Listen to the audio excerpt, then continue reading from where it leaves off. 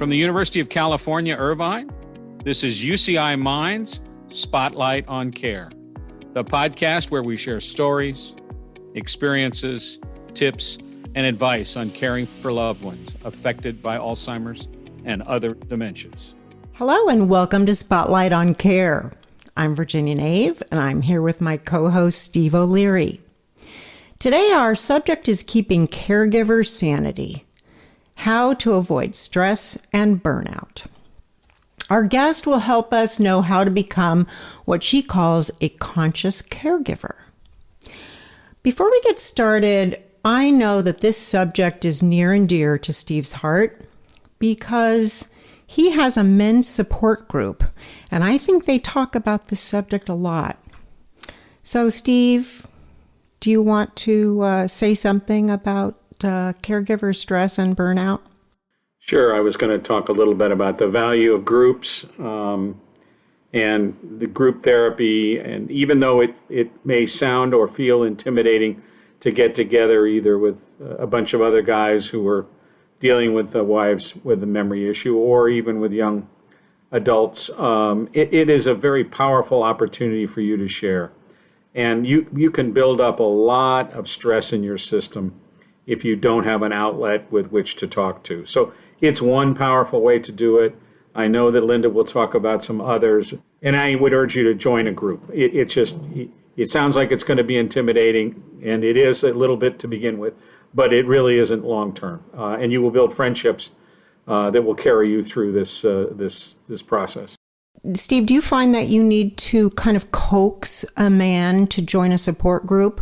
It seems to me women are a little bit more amenable to the idea of joining a support group than men. Is that true or not true?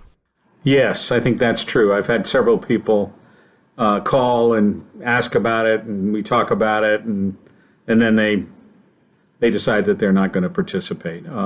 And I often say to them, well, that's fine. Give me a call when you feel the need. You know, you can mentor one-on-one if you need to, but there's something way more powerful when you're listening to somebody who's been where you've been. It's not always the same. Every journey is different, but you know, some of the roads on the journey are similar, and it's very valuable to hear that conversation. Mm-hmm. And the other thing I was, and I think Linda's going to talk a lot about it, but I just wanted to say, hey, don't be afraid to ask for help wherever you can get it. I think that's the overarching theme. It could be your minister, your priest. It could be a close friend. It could be a lot of resources. You need to have help. And so that would be probably the byword that I was very fortunate to have lots of help. That's nice. Yeah, you need help in these situations. Thank you. In looking back in my own situation while caring for my mom who had Alzheimer's, I think I did realize that if I was getting frustrated, I knew I needed to take a break. There were times I thought I need to go do this, do that, and I would think to myself, I can't, I need to stop. And I would define that as bumping into a caregiver wall. There would be a problem.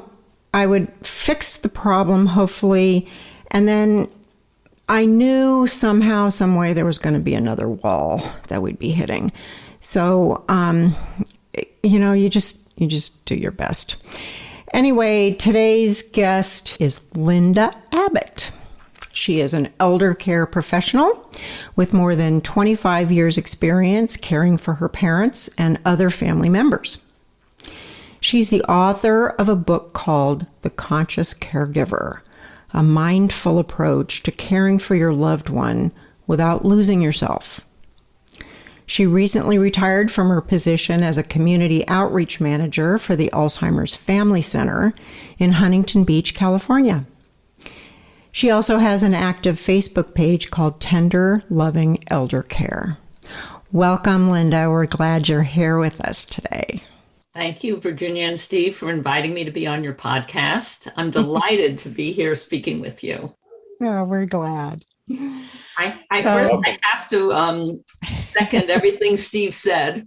I'm a huge proponent of support groups. I immediately joined one when I found out my mom had Alzheimer's disease. And it's Good. one of the best resources a caregiver can find, I think. Yeah, I think a lot of times people feel like they're alone, but they're not alone. In fact, that leads me into what I was just going to say. I recently read there are 16 million people in the United States acting as a caregiver for someone with Alzheimer's or other dementia. That's a lot of caregivers. So Linda, tell us how you got involved in the world of caregiving and what your personal journey was. In 1998, not that long ago, I received a phone call from my dad that changed my life, both personally and professionally. He said, "Linda, the doctor says mom has Alzheimer's disease, but shh, don't tell anybody." I share that because it shows how far we've come. The stigma is around Alzheimer's and dementia has decreased immensely, and people no longer need to feel ashamed or embarrassed if they or a loved one are experiencing memory loss. Brain disease is being researched and being spoken about, obviously, thanks to this podcast, quite openly now. And there's so a lot out there now. There's a lot of information about there now that there wasn't at that time. And resources as well. We're fortunate where we live, that we live in such a wonderful community that has so many resources for people struggling with this disease and their families. So after that phone call overnight, I became a long distance caregiver because they were living in Florida at the time. And we had noticed signs of memory loss with my mom. But at the time of her formal diagnosis, she was 89, my dad was 92, and they'd been married for 69 years. Oh, yeah. How sweet. And I was younger than most caregivers. Most children of people that age were like in their 60s. Like now, my friends are all going through their caregiving journey. I was ahead of the curve because my parents were old enough to be my grandparents. Technically, because I was adopted.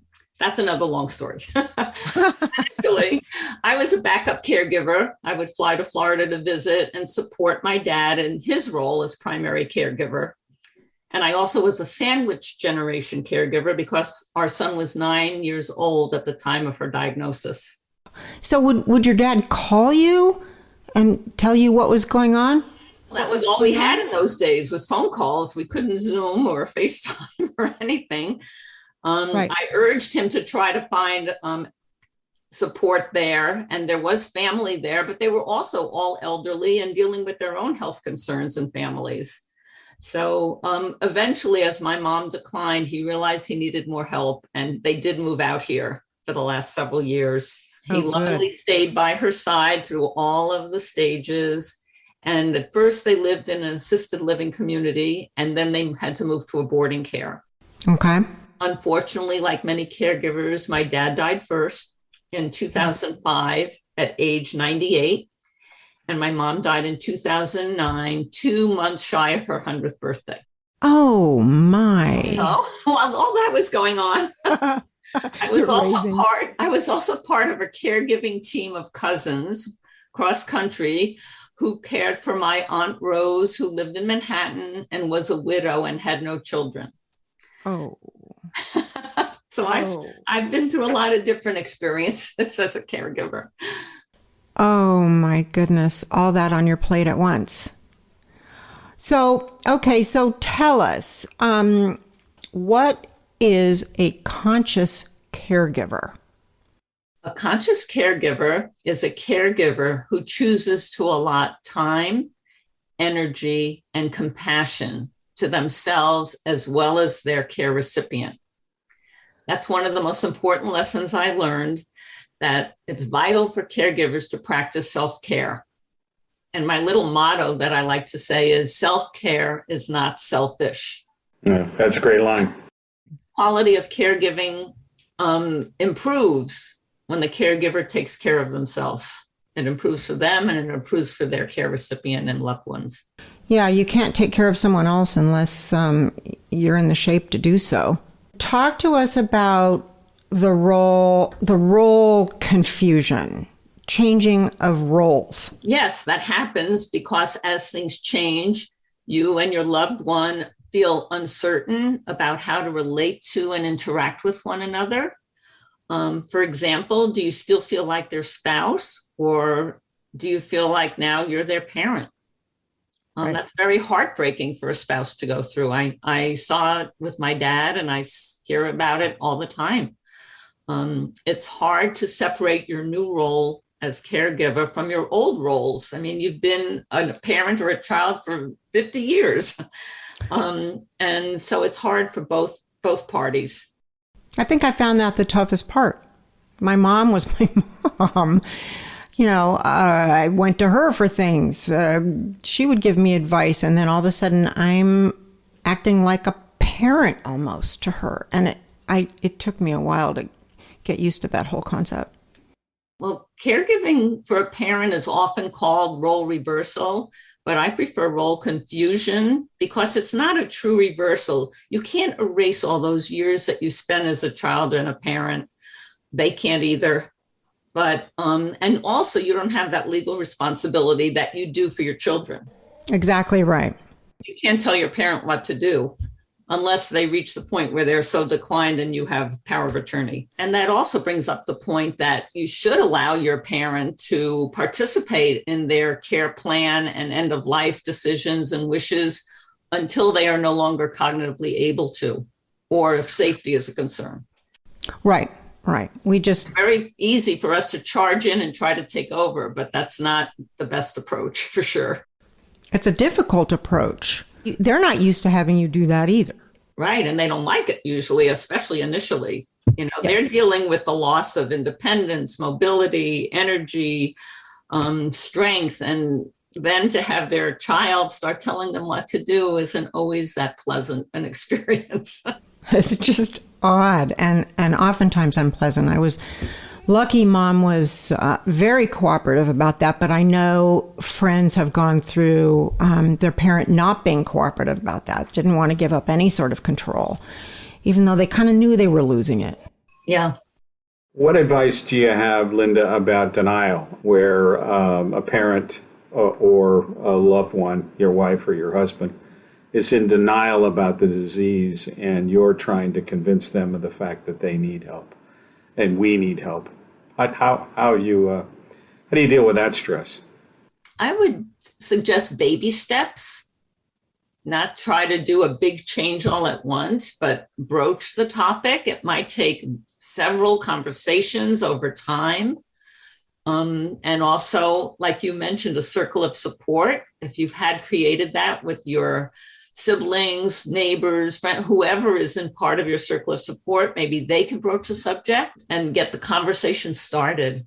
You're not going to be able to just convince them overnight. Well, I found that I started to try and, in the beginning, you could use some rational discussion. As the disease progressed, that became impossible. But in the beginning, it was like, okay, we're going to be able to do a better job of caring for you if you acknowledge that you have an illness. And, that's where the doctor became very helpful. It's like, well, the doctor said this and the doctor said that. Even if they didn't all the time, I would use that as the rationale. That's great advice. I've done that myself, and I've told other people to use the doctor so that you're not the bad guy. You don't want to be the bad guy. I think Steve's wife, Patty, was really cooperative about that. She really did buy into that concept of letting the doctor kind of steer the direction. In the media these days, we hear a lot about mindfulness. What is mindfulness, and how can it be applied to caregiving? Mindfulness is the ancient art of practicing self-awareness in the moment without judging. It means pausing in the midst of any situation, caregiving or not, and taking time to pay attention to yourself, your environment, the other people around you, and then pausing, reflecting on what's going on without judging yourself or others, which is the hardest part usually, and only then acting or responding to the situation. And this could take place in a matter of minutes or over a longer period of time. In terms of using it in caregiving, the two most important things I think mindfulness is good for is communicating and thinking. Through clear and open communication, you can again improve the quality of caregiving and relationships with not only your care recipient, but with other family members or people in your circle of support, and also medical professionals you're dealing with, like doctors or other paid caregivers. Okay, without judgment.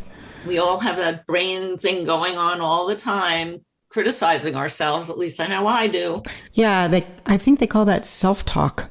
Mm-hmm. Yeah. And that's the hard part to shut off. Yes, it is. It is. And I find myself sometimes saying, stop. That's not the...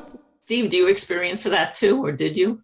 Yeah, I think that's very difficult. I think it's particularly difficult for men in that they've all not all have been taught, but often come away with this idea they can solve any problem. And so you're always looking for solutions, and you're trying to take control of the situation so you can find a solution. When in fact, you're much better off finding resources to use for that purpose, but realizing that you can't control and you can't change the conversation with your loved one. You have to follow the lead that they're providing. And so that takes some real adjustment. A very wise support group leader, as a matter of fact, taught me this sentence, which I held on to and used and still think of today. I made the best decision that I could with the information I had at the time. So I try to, even in my everyday life, I use that, even though I'm not a caregiver per se any longer. I look back and I think, I should have handled that differently. Me too. I have regrets. I wish I had handled things differently with my parents, but I did the best I could because I didn't know as much as I know now. And the resources weren't there. No, there wasn't the information out there before, but there's a lot of help out there now, and there's a lot of information. And I feel like I would have been better now than I was. Starting in 2005, the year your dad passed away, is when my dad passed away and Mom's Alzheimer's got kicked into gear. There's a concept of self-care, and we also hear a lot about that. We hear a lot about mindfulness, and we hear about self-care. Your book was so good when it talked about working that into a daily routine. Tell everybody how you do that. I started by creating what I call a happiness list. And LIST is an acronym. L is for likes, I is for interests, and S and T stands for satisfying things. And what I suggest caregivers do is literally write down the things that bring you joy or fulfillment, either from things you're doing currently, your past, or even your childhood. You want to write down those things that you lose track of time when you're doing. And then I suggest that, again, baby steps. Give yourself 5 or 10 minutes every day. Pick one of these activities and spend time doing them.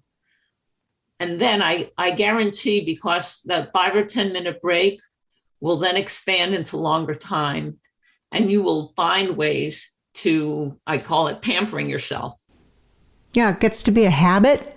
Yes, exactly. And each person's list will be unique because we're all different. And your activity might have to be altered slightly depending on the day or what your care situation is. Mm-hmm. But I still believe it can be done if you start with baby steps. Mm-hmm. Yeah. And of course, there are health benefits. The caregiver's health goes south, you're in real trouble.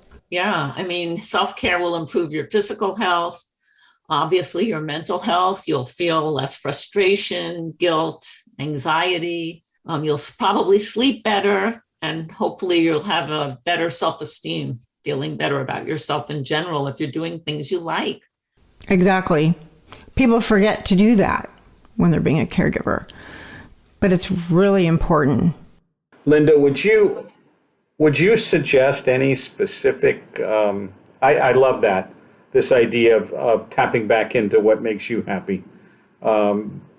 But we've also seen in our group some discussion about breaks. That especially in the phases when you're providing all the care yourself at home before you have help, that you need these mental breaks, and it could be, and that's one of the reasons you get started with in-home care. But we often talk about two breaks. One, some sort of break for an hour at a time during the early phases, and then also a longer break. Once you may need a trip, you may need a visit, you may have another family member come in and actually take care of them for a period of 2 or 3 days, so that you get a longer break, because it can just spin you down, because the mental demands are tough. Yeah, I totally agree. Really important. And very important. And it's hard for a lot of people to accept help. It's offered, but they think, oh, I'm imposing, I can do this. But it's really important to realize that you need that break. Caregivers often have a blind spot when it comes to recognizing that they need help and then accepting help. Both. And they also feel that asking for help is a sign of weakness or failure, whereas accepting help is actually a sign of self-knowledge and wisdom. Absolutely. And that kind of leads me into the next topic that we want to talk about, which is burnout. It's a common thing to hear people say, oh, I'm so burned out. But that doesn't quite describe the burnout of a caregiver. How do you know what that burnout is, what you are experiencing? A caregiver could be experiencing exhaustion physically, emotionally, or mentally. And in my book, there's a long list of signs, but a few. And the other thing is that they also might notice a change in their attitude to be more negative or apathetic towards their loved one. Or resentful. Yeah.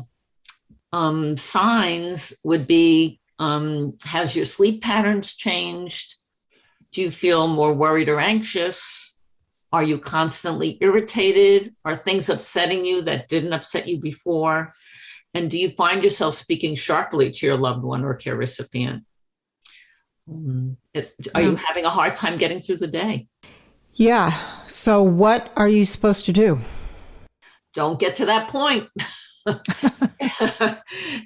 Good idea. Create that circle of support. Steve, I know what I was thinking of before. You mentioned in-laws. Oftentimes, a son-in-law can fill in for you when needed. If you feel like you need a break, like you were saying, sometimes you just need an hour or a weekend. And oftentimes, older adults will have a great relationship with their son-in-law or daughter-in-law simply because it's not their child. And they'll be happy to accept help from them sooner than they will their own children. It has another benefit too, at least it did for me. As well as we communicated to my kids what was going on, or you can't really experience it until you've lived it, and as a caregiver. And when my son Mark took over for me for a weekend, I mean, his reaction was he was just astounded about how difficult it was, how time-consuming it was, how stressful it was, and not that anybody needed any reinforcement, I guess, but I think it helped everybody understand a little bit more what it was like, and that's sometimes helpful in terms of family communication too. So I think your suggestion is a great one. Find a family member if you can work to your benefit, because all they see is the outside. Oh, gee, we went to dinner and he seemed fine. Yeah, well, that's only one piece of the equation. Absolutely true. Accepting help, delegating. What about respite care? What can you tell us about daycare, either at home or out of the home, respite care? Well, luckily we live in an area where there is a lot of both daytime places you could bring your loved one for a break, or overnight. a lot of the assisted living facilities have a memory care unit, and I believe most of them, it's hard now with COVID, so I don't know what the rules are, but they often offer respite care so that the caregivers can get a break for a weekend or a week. I know that used to be available, and I'm hoping it is again now. I just went into one the other day that's not too far from my home, and I was going to ask them how it was going. And he said, by the way, in a month and a half, we're closing. And I said, oh, that's awful. And he said, COVID, the timing was just terrible. Yeah, it's very disappointing because I remember thinking back, well, I had a lot of help. Mom was in a facility after a while, but when she wasn't, I remember thinking, how do I even go get my hair cut? I need an hour. I need 2 hours. I need more than that. And you just have to find a way to do it. Any more questions you have for Linda, Steve, before we wrap up? Well, I think this respite is a great word because I think that's what the concept is, whether it's, an hour or a day or a weekend. And I think that this whole idea of I'd love to hear you talk a little bit more about conscious, because it's when I first heard the word, I thought conscious, unconscious. And sometimes when you go through this process, you feel unconscious, like it's running away from you. And when I heard the word conscious, it made me think about you're better prepared. You understand what's happening.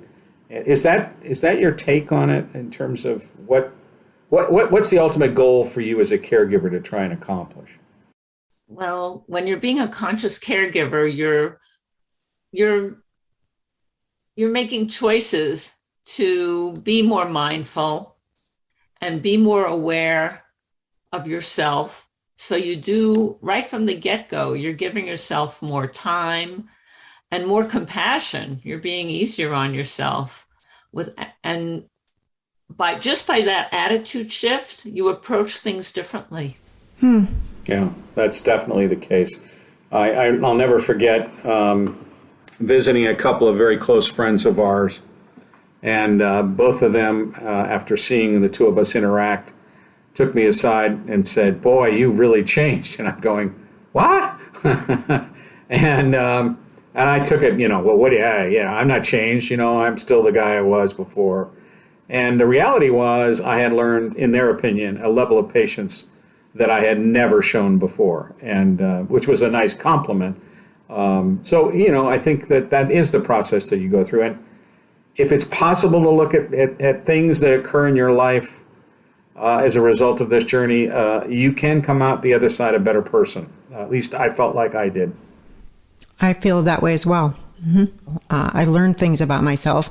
Some, and then you try to carry on with the positive things that you learned through caregiving. Yeah, I agree totally. It definitely changes you as a person. And it also makes you aware of other caregivers around you and knowing how to offer them help and respite. Yes. Now if somebody says, "Oh, I don't need any help," I'm like, okay, give me a task. I know you need help. I've been there. I don't let them just slough me off. I get pushy. Yes, because inside they're thinking, "Oh my God, I need so much help," but they don't want to ask. You have to be a little pushy. And even if it's just sitting with their loved one for an hour so they can go take a nap or run an errand or get their hair cut. Hey, that's exactly true. Well, I think it's time for us to wrap up, but I want to remind everybody that Linda's book, The Conscious Caregiver, is available on Barnes & Noble and Amazon, of course. And it has a lot of information in it we couldn't get to today in a podcast, but maybe sometime you'll come back and join us again, and we can continue the conversation. That would be wonderful. But anyway, a lot of good stuff here. I'm sure that you'll be helping a lot of people just from what you've said today, and we appreciate that. Thank you again for asking me. Thank you, It Linda. was a pleasure sharing our ideas. Thank you. Nice to have you. And for our listeners, thank you for joining us today.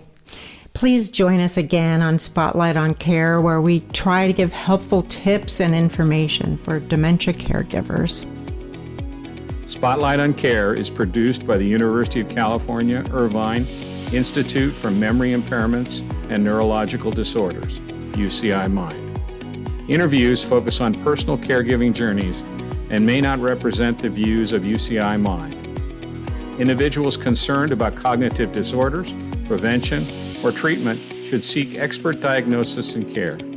Please subscribe to the Spotlight on Care podcast wherever you listen. For more information, visit mind.uci.edu.